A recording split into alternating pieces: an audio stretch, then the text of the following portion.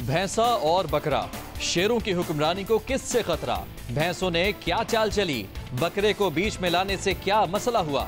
Senior सहाफी और तज्जियाकार सुहेल वड़ाइश ने अपने ताज़ा कॉलम में एक ऐसी कहानी सुना दी जो बहुत हद तक देखी देखी लगती है।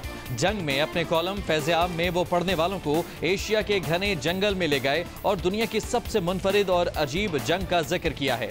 वैसे तो शेर सबसे ज्यादा ताकतवर जानवर है और जंगल का बादशाह भी कहलाता है, मगर इस कहानी में उसका वास्ता पड़ता है भैंसों से। जिस जंगल का जिक्र सुहेल वड़ाइश ने किया है, वहां के शेरों को भैंसों ने अपना हदफ बना लिया। जो शेर भी बादशाह बनता, भैंसे उसके खिलाफ मुत्तहिद हो जाते। अपने सींगों को हथियार बनाकर बकरे, बकरियों और भेड़ों को या डरा लेते या हमनवा बना लेते। भैंसे अपने इत्तेहाद और नज़्म ज़ब्त से इतने मजबूत हो गए कि शेरों में मुकम्मल नाइत्तफाकी पैदा हो गई। वो आपस में ही लड़ने लगे। एक दूसरे से नफरत में इस कदर इजाफा हो गया कि शेरों के दरमियान मिल बैठने और मुश्तरका हिकमत अमली या मज़ाहमत की कोई रमक बाकी ना रही। शेर अपनी कछारों तक महदूद होकर रह गए और जंगल में भैंसों का राज कायम हो गया। कोई शेर फांसी चढ़ा तो कोई इल्जामात का शिकार हुआ तो कोई सजाएं भुगतता रहा। भैंसों की ताकत और इत्तेहाद मिसाली था। शेरों ने धाड़ना बंद कर दिया और अब भैंसों के हमनवा बन गए। कुछ मजलूम शेर थे और कुछ शेर इक़्तिदार में ज़ेरे नगी शराकतदार बन गए। असल इक़्तिदार भैंसों का ही था। कोई शेर या बकरी उनके सामने दम नहीं मार सकते थे। सुहेल वड़ाइश ने मजीद लिखा कि एक दिन भैंसों ने एक खुफिया मीटिंग में ये फैसला किया कि शेर फिर खतरा बन सकते हैं। क्यों ना एक बकरे को शेर का रंग देकर शामिल कर दिया जाए। सब दानिश्वर भैंसों को ये तजवीज़ बड़ी पसंद आई। फिर उस बकरे को शेरों जैसी तरबियत दी गई। बकरियों और भेड़ों को उसके साथ मिलाया गया। बचे कुचे शेरों को इस बकरे के हाथों बदनाम किया गया। अंधे गीदड़ काजी थे और वो भी भैंसों के साथ शेरों के शिकार में आगे बढ़ बढ़ कर वार करते रहे। उन्हें पहले से ही इल्म था कि भैंसे ही जीतने हैं। खैर, भैंसों का प्लान कामयाब रहा। शेर एक एक करके गिरते रहे। बिलाखिर शेरों का लिबास पहने ये बकरा जंगल में अकेला ही रह गया। उसकी मैं का हर तरफ चर्चा हो गया।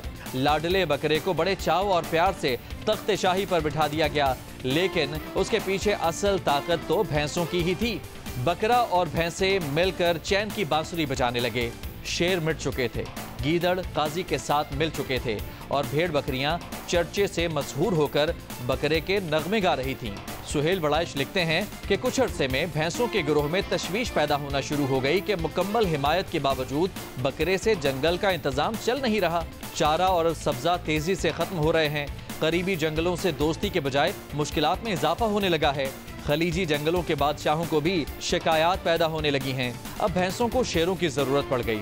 शेर लागिर और कमजोर थे, मगर उनकी निगाहें चमक उठीं और वो भैंसों की रथ पर सवार हो गए। बकरे को बादशाही से उतार फेंका। अब भैंसे और बकरे की बराह रास्त जंग शुरू हो गई। बकरे को शेरों जैसी हिकमत अमली तो आती नहीं। शेर अच्छे वक्त का इंतजार किया करते। भैंसे पर हमला उस वक्त करते जब पहले उसे अकेला कर लेते।